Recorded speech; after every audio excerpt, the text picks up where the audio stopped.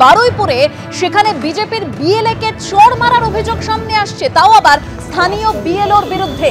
সেই বিএলএ যাকে চড় মারার অভিযোগ রয়েছে এবং সেই বিএলএ সহ দুই বিজেপি কর্মীকে আবার বেধড়ক মারধরের অভিযোগ তৃণমূলের বিরুদ্ধে। বারুইপুর পূর্ব বিধানসভার বেগমপুর গ্রাম পঞ্চায়েতের ঘটনা। বিজেপির বিএলএ সুরজিৎ বিশ্বাসকে চড় মারার অভিযোগ বিএলও অঞ্জনা মণ্ডলের বিরুদ্ধে। তার পরিচয়পত্র ছিঁড়ে ফেলা হয় বলে অভিযোগ।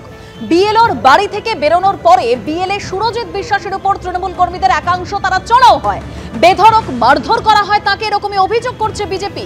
ওই বিএলএ কে বাঁচাতে গিয়ে আক্রান্ত হন আরো দুজন বিজেপি কর্মী। মাথায় গুরুতর চোট লেগেছে এক বিজেপি কর্মীর, অভিযোগ বিজেপির।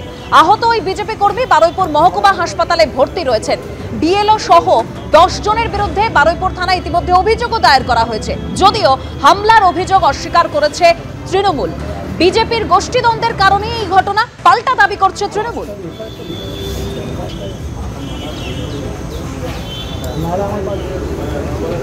তৃণমূলের বেগমপুর পঞ্চায়েতের উপপ্রধান তার স্বামী চয়ন বর্মনের দ্বারা 58 নম্বর বুথের বিএলও অঞ্জনা মণ্ডল চাকরি পেয়েছে আইসিডিএস কর্মী।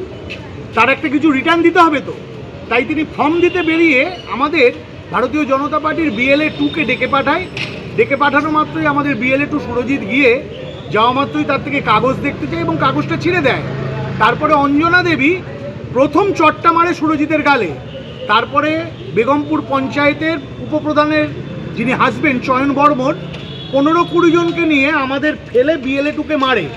তাপসবাবু আমাদের ওখানকার শক্তিকেন্দ্র প্রমুখ, 53 বছর বয়স, সে ঠেকাতে গেলে তাকে এমন মেরেছে তার মাথা ফেটে গেছে, কান দিয়ে রক্ত বেরোচ্ছে, মাথার পেছনে রক্তের ক্লট জমে গেছে। এটা সম্পূর্ণ মিথ্যে। বিজেপিরা আগে থেকেই আমাকে হুমকি দিয়েছে, আমাদের না নিয়ে ঘুরলে ইয়ারোর কাছে তোমার চাকরি নিয়ে করব, কি করে চাকরি বাঁচে দেখব। তাও আমি কিছু মনে করিনি, আমি ওদেরকে ফোন করে ডেকে নিয়ে ফিল্ডে গেছি। তারপরে ওরা আমার কাছে মিথ্যে অভিযোগ করে ফেসবুকে লিখেছে আমি নাকি ওদের আই কার্ড ছিঁড়ে দিয়েছি, চড় মেরেছি। এটা সম্পূর্ণ মিথ্যে, আমি কিছুই করিনি। খালি মিথ্যে অভিযোগ দিয়ে ওরা আমার নামে ফেসবুকে লিখে ছেড়েছে। অর্থাৎ এই এনুমারেশন ফর্ম বিলি শুরু হতেই কোথাও বিএলওরা তারা ক্যাম্প করে ফর্ম বিলি করছেন, কোথাও বিএলও নেই, বিএলএরা ফর্ম বিলি করছেন। আবার বারুইপুরে যে ঘটনা আপনারা দেখছেন, বিজেপির বিএলএ কে চড় মারার অভিযোগ স্থানীয় বিএলওর বিরুদ্ধে। আর এই বারুইপুরের ঘটনায় রাজনৈতিক তরজাও তুঙ্গে। আমার যিনি বিএলও আছেন তিনি আজকের 5 তারিখ আমাকে ডেকেছেন 3টের সময় যে তুমি আজকে এসো, আমি পাড়াতে বেরোবো ফর্ম দিতে।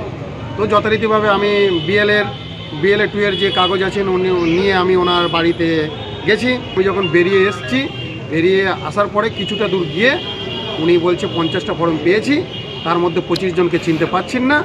উনি বলে এই ফর্মটা আমাকে দিয়েছেন, কিন্তু উপপ্রধানের স্বামী রিয়া বর্মনের স্বামী কোথা থেকে এসছেন, বাইক চড়ে এসে আমাকে যথারীতিভাবে ধস্তাধস্তি ধাক্কা রেখে কিল ঘুষি মারামারি, তার সঙ্গে আরও কিছু লোকজন এসে আমাকে মেরেছে, বেধড়ক মার মেরেছে। এটা হতে পারে যারা বিএলও হিসাবে কাজ করছে তারা মারধর করতে যাবে। চয়ন বর্মন পার্টি অফিসে ছিল, গণ্ডগোলের সূত্রপাত হওয়ার পরে আমি তাকে পাঠিয়েছি।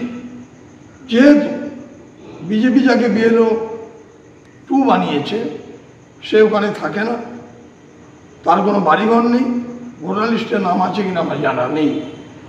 শুধুমাত্র প্রশ্ন করে যে আপনি এখানে থাকেন না, আপনি কি করে এলেন।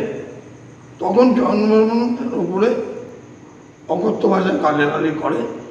বিজেপি স্থানীয় যারা বিজেপি করে তারা যে শিক্ষা পাচ্ছে, যে কোনো প্রকারে গণ্ডগোল বাঁধাও আর খালি কমপ্লেন দিয়ে যাও, আসল সত্য নিশ্চয়ই উদ্ঘাটিত হবে। কোথাও কোথাও বিএলও যখন যাচ্ছেন তৃণমূল তাকে যেন কবজা করে রেখেছে, এবং বিএলওরা স্বেচ্ছায় কিনা বলতে পারবো না কেন তৃণমূলের কবজায় যাচ্ছেন, নিজেদের বিপদ নিজেরা ডেকে আনছেন। একাধিক জায়গাতে সিপিএমের বিএলএ গেছে, তাকে ধাক্কাধাক্কি, সাধারণভাবে মানুষ আপত্তি করতে যাচ্ছে তাকে মারধর। এই সোনাইপুরে হয়েছে সিপিএমের বিএলএ, বারুইপুরে একটা কোথাও বিজেপির বিএলএ, তাকে পর্যন্ত ধাক্কাধাক্কি। কেন সে আপত্তি করবে, কেন সে সঙ্গে থাকবে? বিএলও আমাদের কন্ট্রোলে, আমরা যা করবো বিএলওর সঙ্গে বসে করবো, তোমরা কারা? নির্বাচন কমিশন যেন যথাযথ দেখে প্রতিটি বিএলও প্রতিটি বিএলএ তার নিরাপত্তা নির্বাচন কমিশনের কাজ। আর এবার আসি কাঁকসার ঘটনায়, যেখানে বিজেপির জেলা সহ সভাপতি রমন শর্মা ফেসবুকে একটি ছবি পোস্ট করে দাবি করছেন যে তৃণমূল নেতাদের হাতে চলে যাচ্ছে এনুমারেশন ফর্ম। সেই পোস্ট আপনাদের সামনে রেখেছি।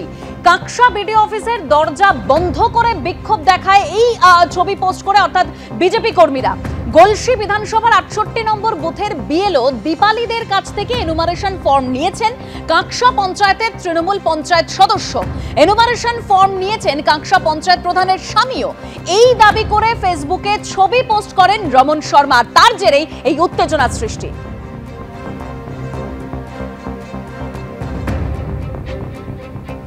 এসআইআর এর যে ফর্মগুলো, সেই ফর্মগুলো নিয়ে বসে রয়েছে তৃণমূলের পঞ্চায়েত সদস্য, সাথে বসে রয়েছে কাঁকসা গ্রাম পঞ্চায়েতের প্রাক্তন প্রধানের স্বামী। আর জল জল করে দেখা যাচ্ছে এগুলো ইউনিয়ন ফর্ম, একেবারে ছবিগুলো দেখা যাচ্ছে আর কিউআর কোডও দেখা যাচ্ছে। তাদের হাতে এটা কি করে পৌঁছায় তার উত্তর দিতে হবে এই চটি চাটা ব্লক প্রশাসনকে। এটা দেখেছি, সোশ্যাল মিডিয়ায় ভাইরাল করেছি, কিন্তু ঘটনা হচ্ছে যে অভিযোগের কি দরকার? প্রশাসন কিসের জন্যে? প্রশাসন কি শুধু বিজেপিকে আটকাবার জন্যে? মানে জনগণের করের পয়সায় আর এসি ঘরে বসে থাকার এদের কোনো অধিকার নেই যারা স্বচ্ছ ভোটার তালিকা করাতে। বিডিও অফিসে কি করছেন? আমরা বিডিও অফিসে যে বিডিওর কোনো কাজই নেই, এদের কাজ তো তৃণমূলের নেতারা করছে, এ তো পরিষ্কার দেখা যাচ্ছে। তো এদের দরকার কি আছে? এর থেকে এদের না থাকাই ভালো। এক একটা ফর্ম কিন্তু এক একটা ফ্যামিলির জন্য আলাদা আলাদা, ইন্ডিভিজুয়াল ফ্যামিলি। কারণ সেখানে তার 2002 সালের যে ভোটার লিস্টে যে ছবি ছিল আর কি, সেই ছবিটা শুধু প্রিন্ট হয়ে আসছে, তার পাশে নতুন ছবি অ্যাড করতে হচ্ছে, যে হোয়াইট ব্যাকগ্রাউন্ডের উপরে তাকে কালার ছবি পে করতে।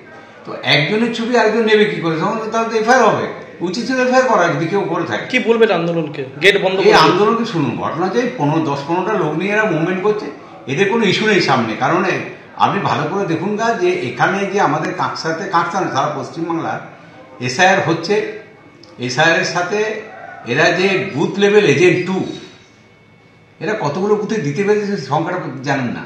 যাদের লোক নেই তারা তো এই ধরনের কথা বলবে।